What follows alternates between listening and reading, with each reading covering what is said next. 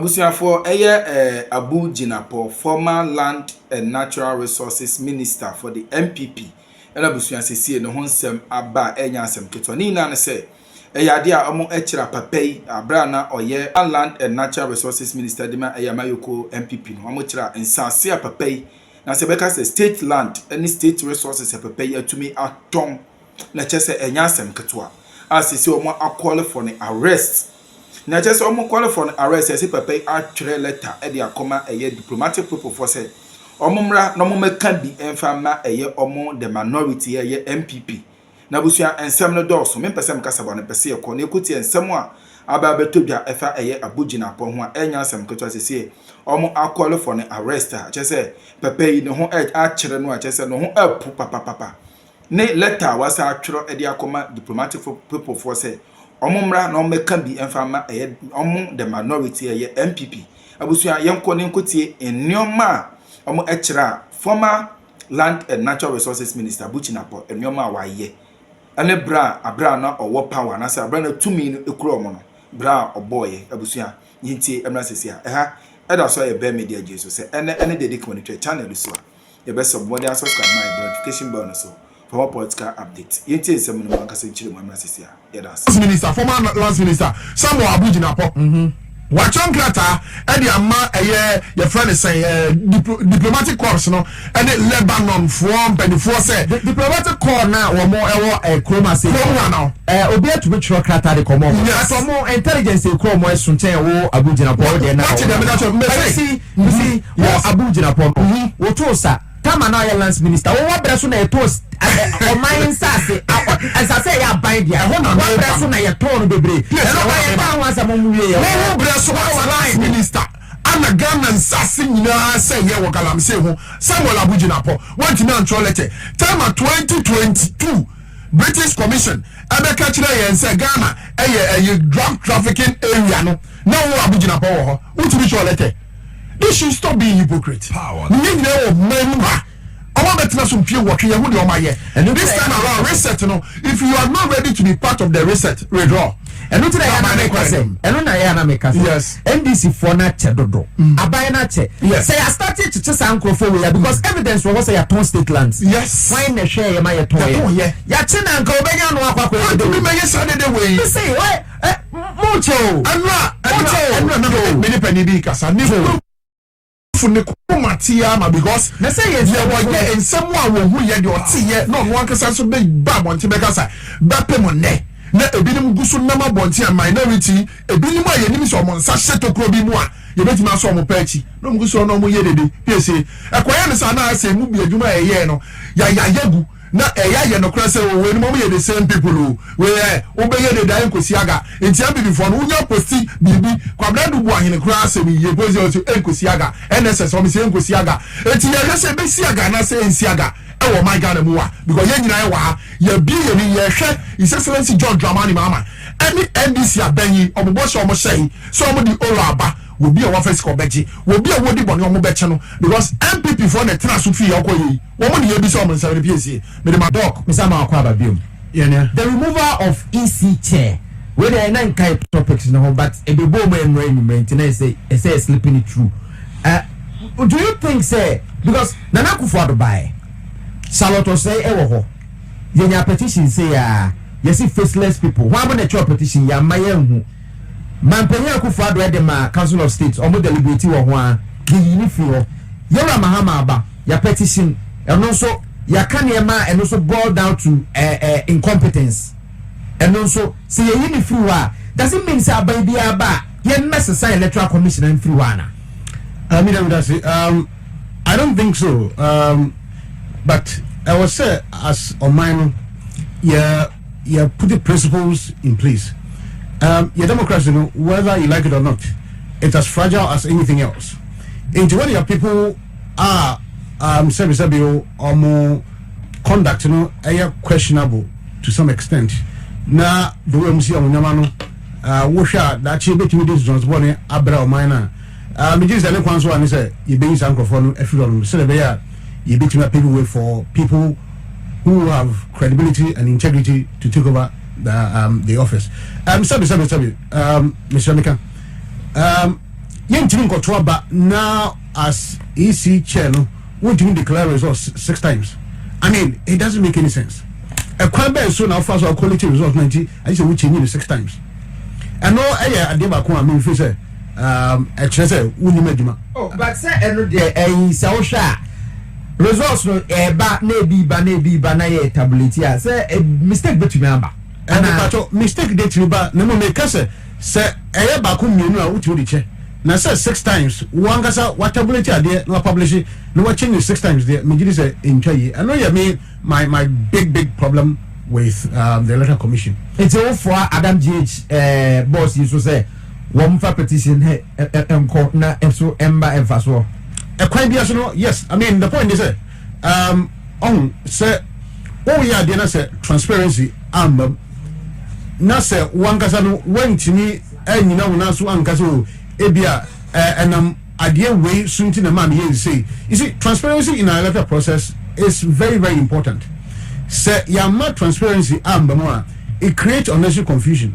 Intibe enamom de entwa and there are other electoral offenses. Ebi to say eba ni sana as on mine itimi tama in the Paku sal for 4 years any representation in parliament now we are electoral commission control how I mean democracy is built on whether say open still won't the principle remain the principle. And you know, say Obina say, oh my you have to resign in protest to that person's. Mr. What was the electoral commissioner? Penny Nasa South for to meet now for 4 years without any representation in parliament. What Brobian say in any democracy, denying people representation is a cardinal sin. And me is a non-qua is a good grounds for all the commissions in over there to be removed because I know the Ubetina forgive you all the sins that people commit. But pa say.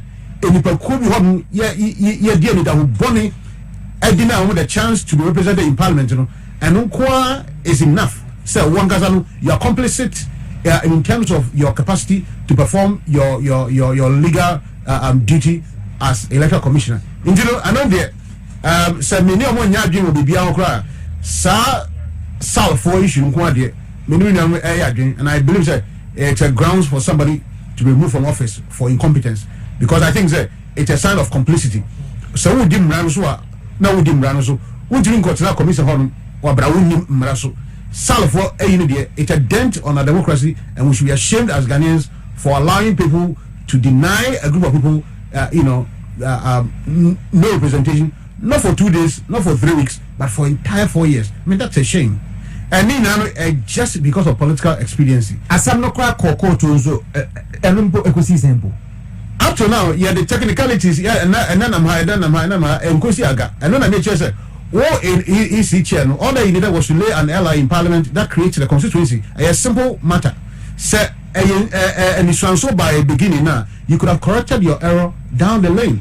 But and now say, you control about Bian, say, Sal, the Yatua, NDC, anybody winning to now, a command NDC, majority of parliament, you as an electoral commissioner was compromised in that process and therefore decided against conducting an election for a group of people. I think that's so unfair and under any democratic rule. And can we see he means that me form so that only some now work as a courts technicalities some na atna so aba be do sa be ma ya sa aba beto aba now they have an MP.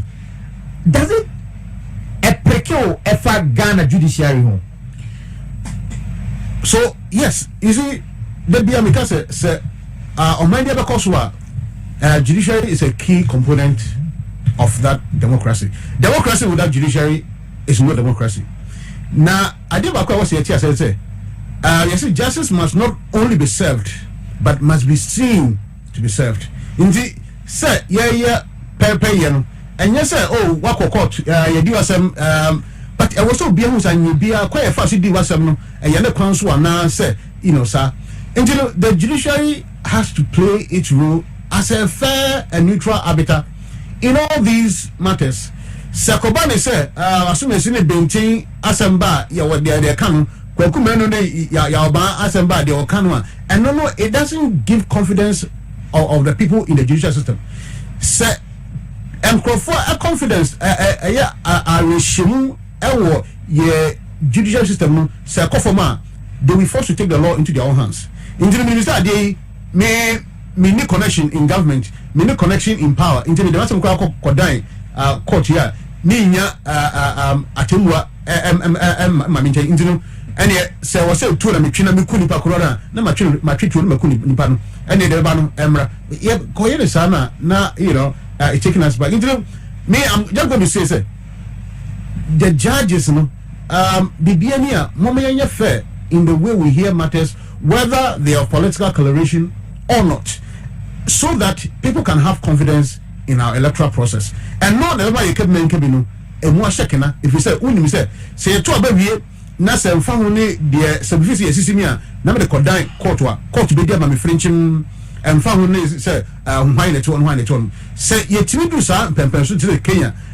Ye tunko to about na sumuko aka say dabi abanse le situ ne ano ntwale consulting yes ankoto fro tetiminya surgeon ewo ye judicial ni mu a me judicial baboa ama ye keben kabinu emu ahwekena. There's been a similar petition ya petition Mampanyi Mahama about the Chief Justice ono na o panel yeah judge former won kudi asem and these electoral issues ekwa ye nim say ni CDA. There've been rumors say Abrante yes say under investigation in Kwabena Eduduahen na all signals bureau say what the bulletproof car be kwa command. There were some discussions say cause so rumors they yen to me authenticated, but akwa to say no there were so many suspicions around that sector no.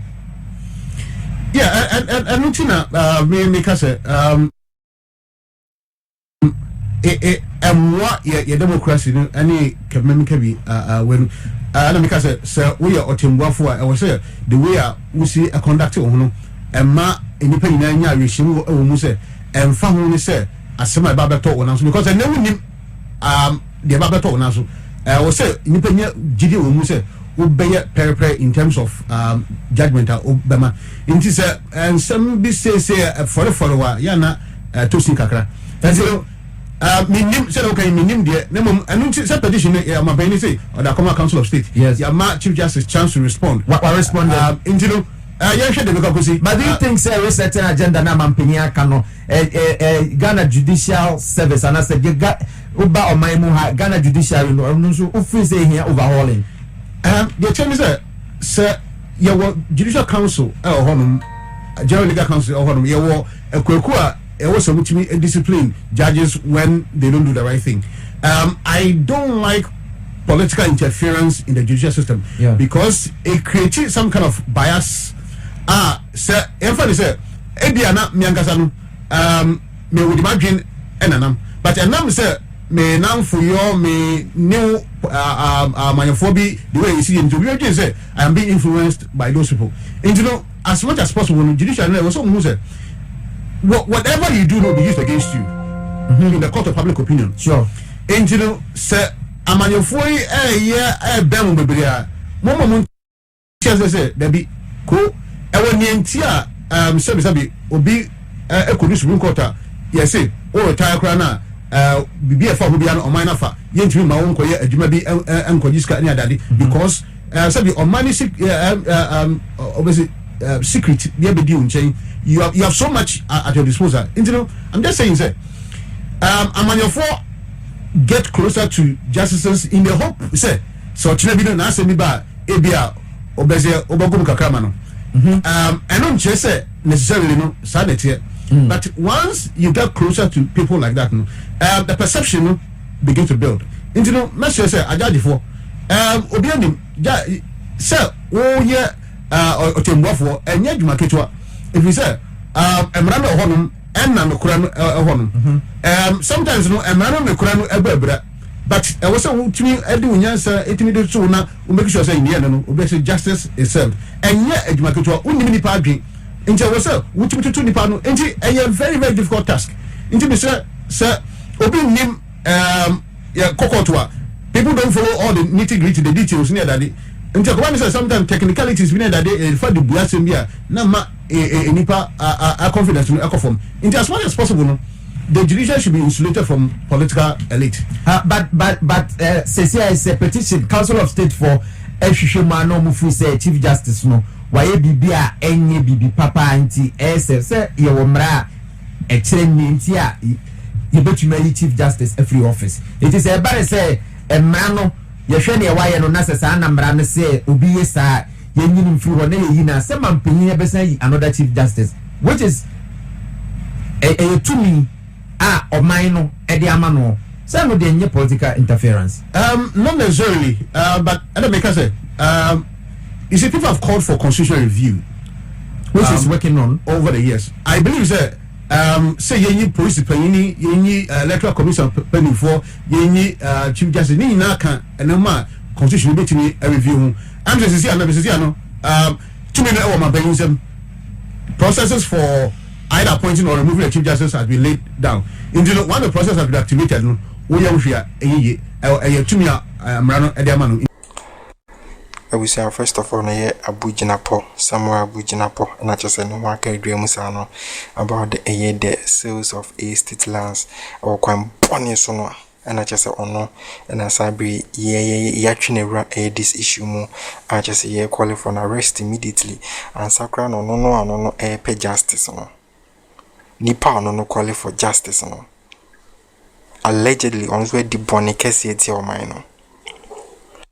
Nipa no free diplomatic people so mombrano. Oh nipa no, oh bonny with deity or mine allegedly crying can we. Yes, we na se humbo e ampasa wo yes wona wo chance ya. E do akopim prison akọ serve as a dem. So diplomatic people no, yes omadwen shallow sa more shallow minded. So omunim de ekoso Ghana. So munim de wo Abu Jinapor waye ene de wo ye. So man for can say diplomatic people no omadwemu da ho omudwen ko echi obia betima troleta koma no so wo out koma no nyama na ba news NPP for troleta koma diplomatic people hard case na do international ntie ne den also there be omomadwene ye adwuma nyama amoma ye for the past 8 years momo fra memo no 3 months mu ne wo yo nyama amoma ye ti oman no they know omahu bi omati bi tinyamo nambe momo be actors se mo drink Ghana ho massive se momo no mo sa ho clean mi ho asoso no nyama e fa mo ho crampo ne ndin wi mo na magana be sabi. During 2022 British Air High Commissioners for Cancer mo the Ghana done a transit for drugs. And so yes, at time ni enim se sa na ekoso. These people na kwaya undercover and omo the statement by